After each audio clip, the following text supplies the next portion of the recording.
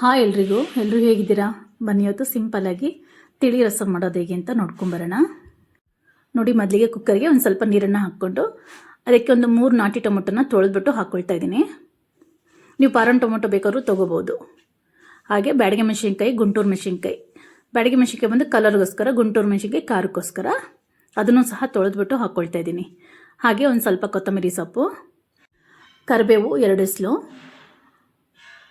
ಸ್ವಲ್ಪ ಶುಂಠಿ, ಹಾಗೆ ಒಂದು ಅರ್ಧ ಸ್ಪೂನ್ ಆಗೋಷ್ಟು ಅರಿಶಿನ, ರುಚಿಗೆ ತಕ್ಕಷ್ಟು ಉಪ್ಪು, ಹುಣಸೆಹಣ್ಣು ರಸ ಹಾಕ್ಕೊಳ್ತಾ ಇದ್ದೀನಿ. ನೀವು ಬೇಕಾದ್ರೆ ಹುಣಸೆಹಣ್ಣು ಸಹ ಡೈರೆಕ್ಟಾಗಿ ಹಾಕ್ಬಿಟ್ಟು ಮಾಡ್ಕೋಬೋದು.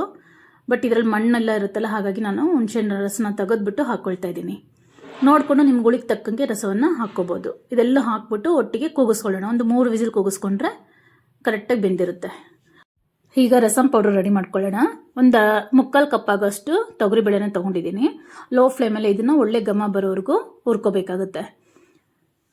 ನೋಡಿ, ಇದಾಗಿದೆ.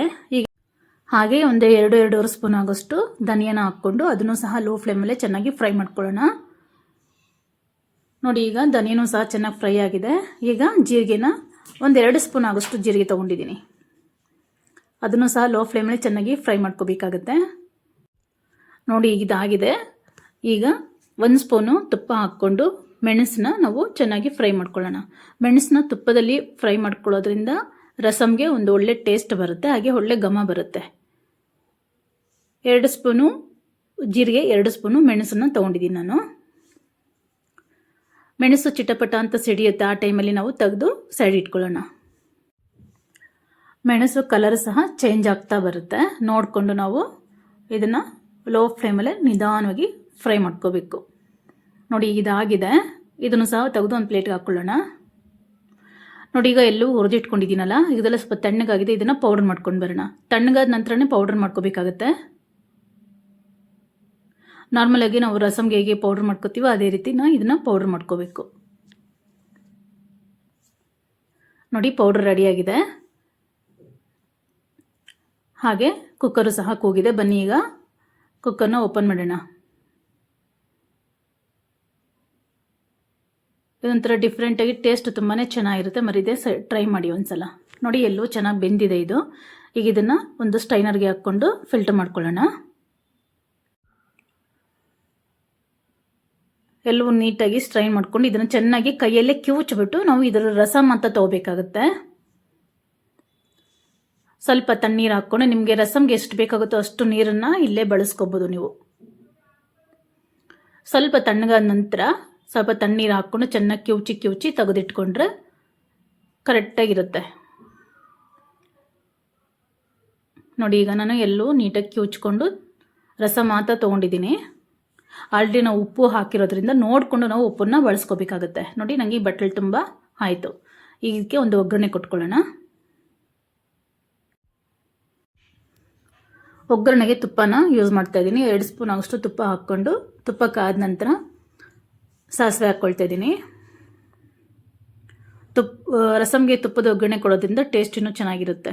ನೋಡಿ, ಸಾಸಿವೆ ಸಿಡ್ತಿದೆ. ಈಗ ಒಂದು 10 ಪಾಯಿ ಬೆಳ್ಳುಳ್ಳಿನ ಜಜ್ಜಿಬಿಟ್ಟು ಹಾಕ್ಕೊಳ್ತಾ ಇದ್ದೀನಿ. ಹಾಗೆಯೇ ಕರಿಬೇವು ಒಂದು ಸ್ವಲ್ಪ, ಒಂದು 4 ಒಣಮೆಣಸಿನ್ಕಾಯಿ, ಇಷ್ಟನ್ನು ಹಾಕೊಂಡು ಚೆನ್ನಾಗಿ ಫ್ರೈ ಮಾಡಿಕೊಂಡ್ರೆ ಒಗ್ಗರಣೆ ರೆಡಿ ಆಗುತ್ತೆ.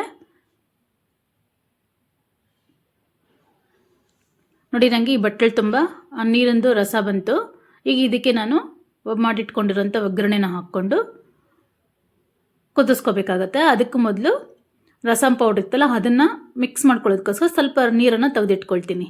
ಈಗ ಒಗ್ಗರಣೆ ಮಾಡಿರೋಂಥ ಒಗ್ಗರಣೆ ಇದಕ್ಕೆ ಹಾಕ್ಕೊಂಡು ನಂತರ ನಾವು ರಸಮ್ ಪೌಡ್ರ್ ಹಾಕ್ಕೊಂಡು ನಮ್ಗೆ ಎಷ್ಟು ಬೇಕಾಗುತ್ತೋ ಅಷ್ಟು ರಸಮ್ ಪೌಡ್ರನ್ನ ರುಚಿಗೆ ತಕ್ಕಷ್ಟು ಎಷ್ಟು ಬೇಕಾಗುತ್ತೆ. ಈಗ ನನಗೆ 1-2 ಸ್ಪೂನ್ ಆದರೆ ಸಾಕಾಗುತ್ತೆ. ಇಷ್ಟಿದಕ್ಕೆ ಈ ಬಟ್ಟಲು ತುಂಬ ಮಾಡ್ತಿದ್ದೀನಲ್ಲ, ಇದಕ್ಕೆ 1-2 ಸ್ಪೂನ್ ರಸಮ್ ಪುಡಿ ಆದರೆ ಸಾಕಾಗುತ್ತೆ.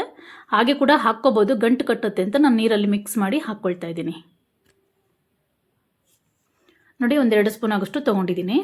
ಈಗ ಇದಕ್ಕೆ ಅದೇ ನೀರನ್ನು ಬಳಸ್ಕೊಂಡು, ಬೇಕು ಅಂದರೆ ನೀವು ಬೇರೆ ನೀರನ್ನು ಹಾಕ್ಕೋಬೋದು. ಇದೇ ಹೆಚ್ಚಿಗೆ ಇತ್ತಲ್ವ ಅಂತ ನಾನು ಇದನ್ನು ಹಾಕ್ಕೊಳ್ತಾ ಇದ್ದೀನಿ. ನೀಟಾಗಿ ಮಿಕ್ಸ್ ಮಾಡ್ಕೊಳ್ಳೋಣ. ನಿಮಗೆ ಈ ಸ್ಟೇಜಲ್ಲಿ ಬೇಕಾದ್ರೂ ಉಪ್ಪು ಕರೆಕ್ಟ್ ಟೇಸ್ಟ್ ನೋಡಿಕೊಂಡು ಬೇಕಾದ್ರೆ ನೀವು ಉಪ್ಪನ್ನು ಹಾಕ್ಕೋಬೋದು. ತಿಳಿ ರಸ ತುಂಬ ಸಿಂಪಲ್ಲಾಗಿ ಟೇಸ್ಟಿಯಾಗಿ ರೆಡಿ ಆಗುತ್ತೆ. ಸ್ವಲ್ಪ ಮೇಲೆ ಕೊತ್ತಂಬರಿ ಸೊಪ್ಪು ಹಾಕ್ಕೊಂಡ್ರೆ ಬಿಸಿ ಬಿಸಿ ಅನ್ನದ ಜೊತೆಗೆ ತುಂಬಾ ರುಚಿಯಾಗಿರುತ್ತೆ. ನೋಡಿ ಈಗ ಮಳ್ತಾ ಇದೆ. ಇದೊಂದು ಸ್ವಲ್ಪ ಮಳ್ಳಿಸ್ಬೇಕು, ಯಾಕೆ ನಾವು ತಣ್ಣೀರು ಹಾಕಿರ್ತೀವಲ್ಲ, ಹಾಗಾಗಿ ಇದನ್ನು ಒಂದು 5 ನಿಮಿಷ ಚೆನ್ನಾಗಿ ಮಳ್ಳಿಸ್ಕೊಂಡ್ರೆ ತಿಳಿ ರಸಮ್ ರೆಡಿ ಆಗುತ್ತೆ.